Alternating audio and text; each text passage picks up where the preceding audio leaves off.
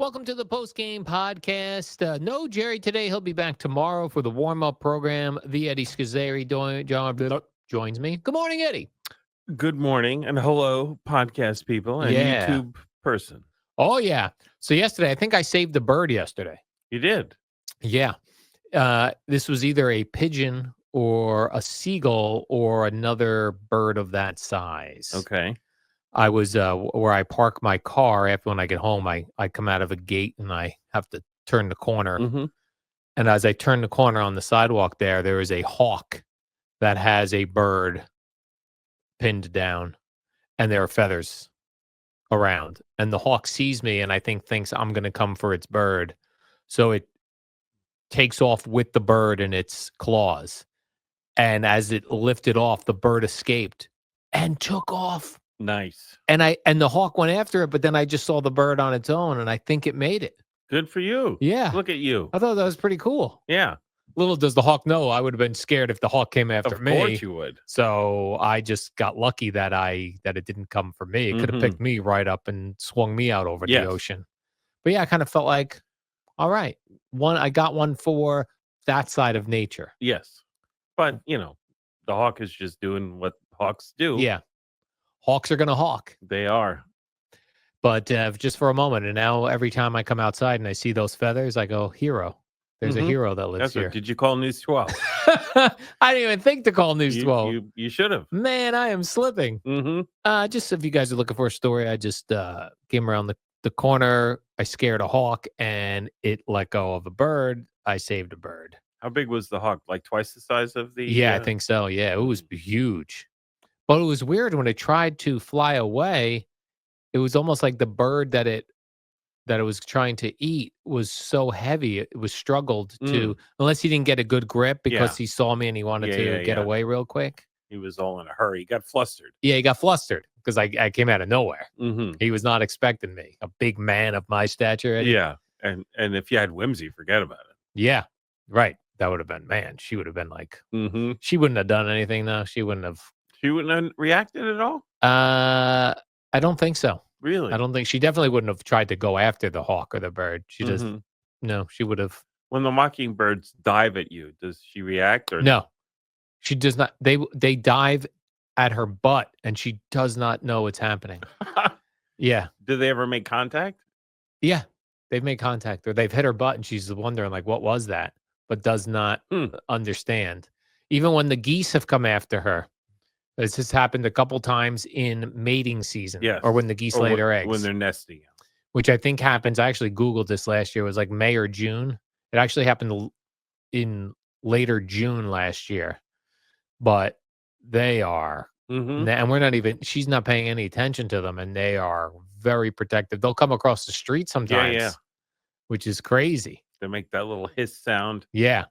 And then they just go, The one came up, I guess it was protecting, I guess they lay their eggs, their goose eggs, on the edge of the land, underneath the ledge of the land where it meets the water, I believe.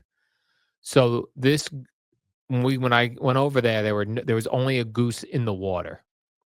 So I thought, okay, we're fine. We're just going to go along this path. And this is Fisher Lake? Fletcher Lake. Fletcher. And it saw us, and it flew. It got out of the water and flew to come get us because I guess we were too close to the eggs. And is there like a little lake or inlet at the other end of town? Yes, Sylvan Lake. Okay, both of those in Bradley Beach, New Jersey. Yeah. So, I'm a friend to the birds, I guess. You are. I did also almost choke today. The last segment of the last commercial break, I was walking eating cashews, and I get the large cashews from Costco. They're very large, full cashews, only the best, greatest cashews. And as I was eating a cashew, our boss asked how it was going. I said, "Oh, it's pretty good." And he walked past, and then as I was talking, it went down my throat and just sat there. Wrong one, yeah. And I tried to go to bring it up, and it was not. And then I thought, okay, now I'm going to have to swallow and hope it doesn't get lodged. And I swallowed and I made it. Okay. But it was tight. And as you pointed out when I came to tell you, Jerry's not out there. He is not. and Jerry, we know for a fact, can Heimlich. Yes. Well, and you said Boyle was out Pat there. Boyle was out there. He's a strong man. He could have helped me out, Yeah, but he would have snapped a rib. no doubt. Yeah. If he'd have Heimlich me, I'd have been that. I would have called News 12. Yeah. I got Heimlicked by this guy, and yesterday I saved a bird from a hawk. And if you would have tried to like Heimlich yourself over the one of the chairs out there, they have wheels, so that wouldn't have worked. I know. I really wasn't sure what my game plan would have been because Pat Boyle was out there. Ryan Hurley, our boss, had just walked past me. So I guess I could have maybe run down there. But I would have went for Pat Boyle. He was over by the microwave. Which made me then, I had previously asked Pat Boyle. We have talked about Pat Boyle's eyeglasses. Right. They're large. Yes, they are. They're large gold frame eyeglasses. Yeah, like that. Who was it? Steve Allen, the comedian from like Long time ago. 60s. Yeah. Yeah. Like that. Or like the Harry Carey. Yes. Yeah. People nowadays say, even though this is a dated reference now too, Robert De Niro in Casino wears these big glasses. They look like that. So I know Pat Boyle has had these glasses for a while. This guy, Rami, who works at WFAN, is a very nice listener of the podcast. He just got glasses, I believe, for the first time. And he got the big glasses. Maybe that's back in? That's what I'm wondering, because I just ordered glasses in the like sort of rectangular shape that I get. And I'm thinking, did I get outdated glasses? Well, or is this only for younger guys? Right, that's what I was going to say. The big glasses. Right. I tried Googling this, believe it or not. And I didn't. It seems like they have all shapes and sizes now are interesting for people. Okay. But do you think you would go with, do you have big glasses when you need, No. read with glasses sometimes? I wear glasses. You do? For driving. Oh, okay, for driving. At night, or if I'm driving somewhere that I'm not familiar with. Okay. Because I have to be able to read the signs. I don't need glasses for reading or up close or looking at the computer. But for nighttime driving, 100% I need them. And do you have big glasses like we're discussing or no? They're kind of like John Lennon glasses. Not quite that small. So much smaller. But yeah. I think they fit my face, I think. Yeah. I don't have a large head. Yeah. I think you also, if you're wearing them all day long, you have to be pickier about what glasses you get just because you're committed to them all day. And Pat Boyle, when I was asking him about these large glasses, and I said, Rami also just got a pair of large glasses. He then says to me, what would look good on you? Those Steve Jobs glasses. See, I'm not familiar. Those are tiny, I believe. Okay. I said, Round? I don't think, I said, I don't know if I could pull that off with a bald head. That's like the Lennon glasses. Yeah. And he goes, yeah, you would look like a guy who's invented some tech. And I think the Lennon glasses were not like a conscious choice by him but when they used to play in Germany, West Germany at the time, they had like free eyeglasses for people, even people who weren't citizens, and that was what they gave out. That standard issue glasses. So I believe that's how they became known as Lennon glasses. Yeah, about that. So think of how many different people wore those glasses prior to him, and they're still called the Lennon glasses. Yep. Yeah, I don't. I gotta be. I don't think the round glasses would work for me. I don't know.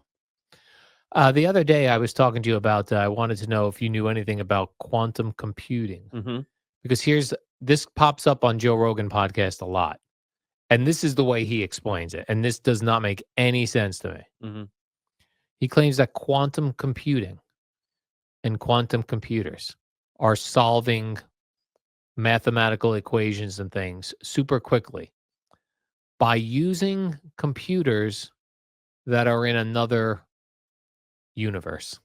Well, I know that has been I read a science fiction novel or listened to it where that was the premise, where the reason that they could work so fast is that in all these other alternate universes, parallel alternate Yeah. universes, they could somehow bridge that gap. And so now you're using the computing capacity of an infinite amount of computers. I do not believe that I think that is just fiction. Yeah, because how could they communicate with a computer that we don't know exists? Well, yes, and even the existence of other universes is a theory, but it's not anything that there are people on both sides of the argument. It's not anything that has been proven. But there are people that believe it is that Yes. quantum computing is using somehow it's Well, harnessing the I power. don't know if there's any quantum computer scientists who hold that theory. My friend's son is into he has a physics degree, and he's now, as part of his doctorate, is studying quantum computing, and is working on things and all this. And I, after reading that novel, I asked his dad to ask him if quantum computing would prove the existence of parallel universes, because I had that same idea in my head that they could somehow contact these other, or use these other computers, or all get together.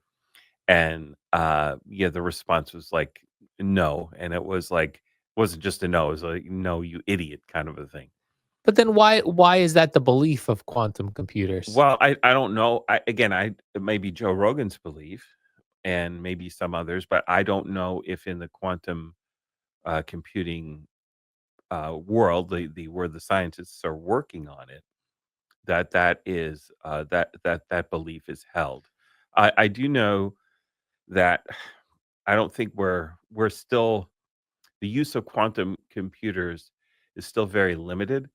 I think it's very hard to get the materials you need in the state they have to be in to build something that could handle things like a regular computer does. Certainly, when they assign this task, like they've used quantum computers to solve all these age-old mathematical problems, which is what Rogan is referring to, and that has been done. But in terms of a large-scale quantum computer, I don't believe that has happened yet, and I don't know if it's in the foreseeable future, with maybe like within 3 years, but you could get a breakthrough any time. And one of the fears is that with quantum, if it becomes a thing, that no encryption would be safe, because their capacity, if they get one that's big enough and powerful enough, is so much greater than a regular computer. Yeah, that is a fear of mine that like everything we have as far as our money, our savings, Hmm. our retirements, all that stuff, right?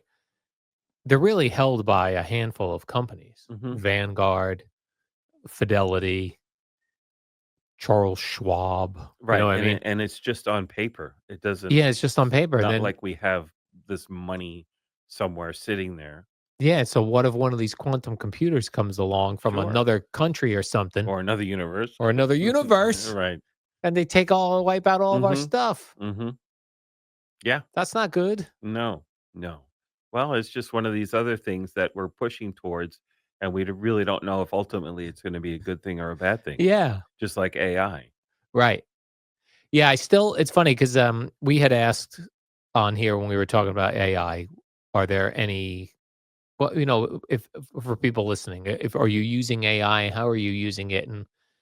And one gentleman wrote back to me, and he laid out what he specific things he has used AI for, and a lot of it was the same things that you and I would use Google for, Mhm. but it just looks like that it summarizes a bunch of websites instead of you, like he said, my wife and I want to go to, I'll make up a Germany. Where should we go and what should and then it gives him this list of things, which he could have gotten by going on the internet. Hmm. But I guess he would have had to have gone through so many different websites Yeah, to he would really. have to page through 20 different websites. Yeah, and this is different than that. Like, he even said, "Oh, I'm if you want to try, like, oh, I want to try a vegan diet for a week. Can you give me recipes?" Which you definitely could get online, Hmm.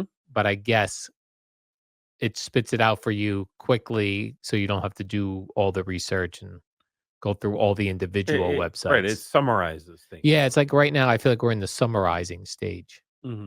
but I'm sure it will get us to do more things, I guess. Yeah, I who knows what the hell AI is going to be? It does feel like, because I've heard a couple different AI people interviewed, it feels like the driverless cars is a very big thing for Hmm. AI. And then Boomer had brought up how they're doing it in San Francisco already with this one Hmm. company.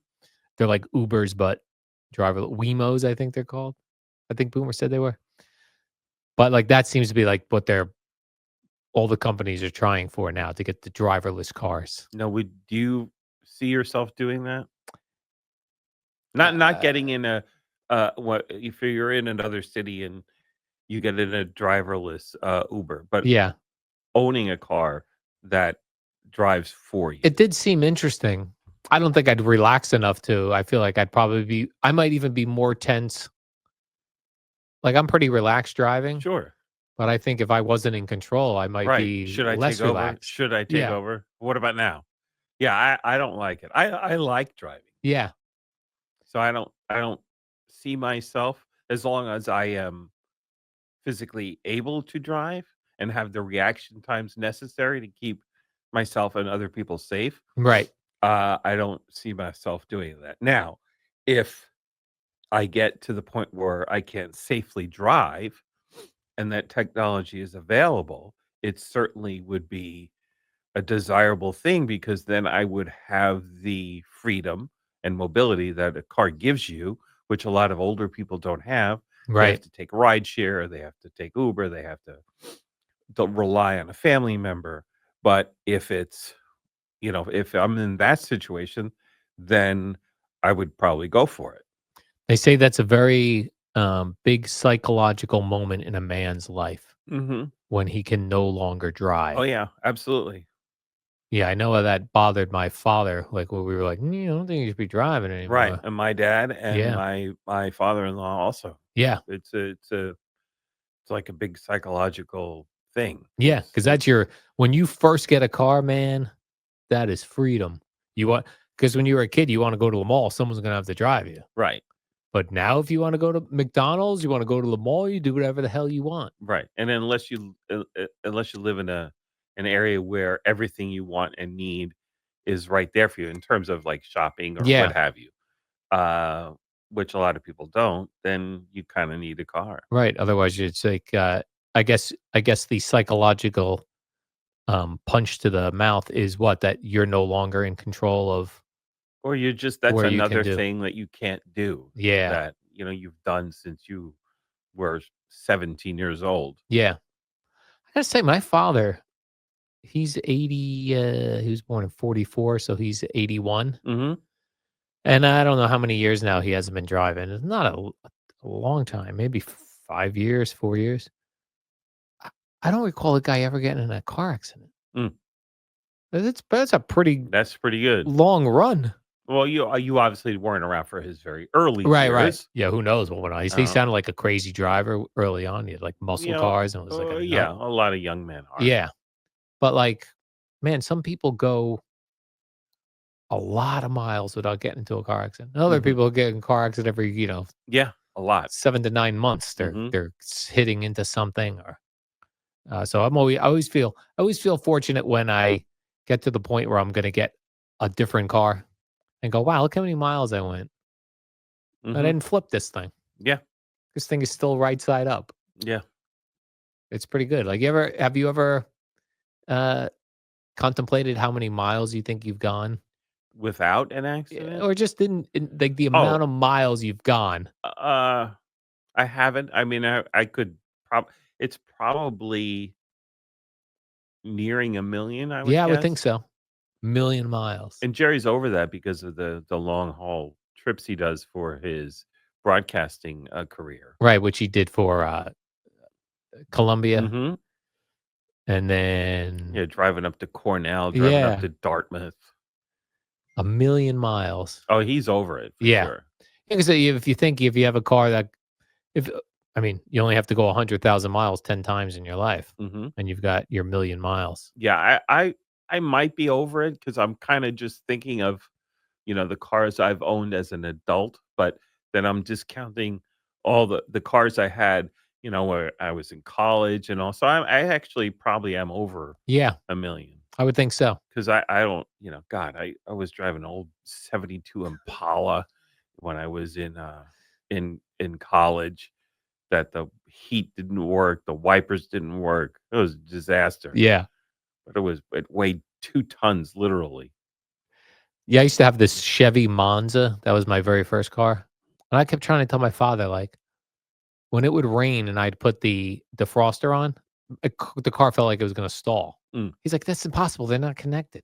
I'm like, "I'm telling you, when this car when I put the defrosters on, it does not want to like it at a stoplight. It would stay awake, but it was like Yeah, thinking did you about have it. to like I've in that old Impala, like when I used to stop at a light, I used to have to put it in neutral and rev the engine Give so it it some wouldn't gas." stall.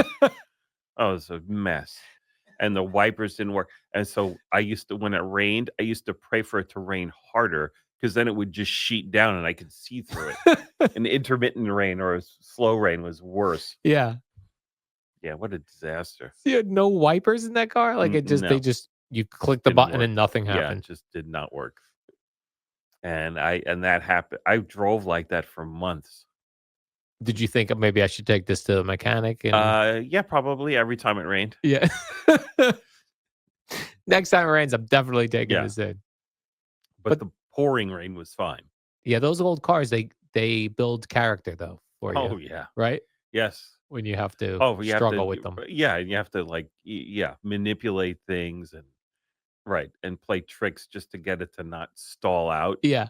Oh God, what did yeah, Yeah. yeah, good times. And you still have a stick shift to this day. That one was not my first stick. I got after we were already married. I got it in '93. I got a Ford Ranger pickup. Oh, nice. And I learned on that to drive a stick, and that was easier to learn because the shift or the throw is much more exaggerated because it's a truck and it was a larger uh, um, gear mechanism that was higher up and than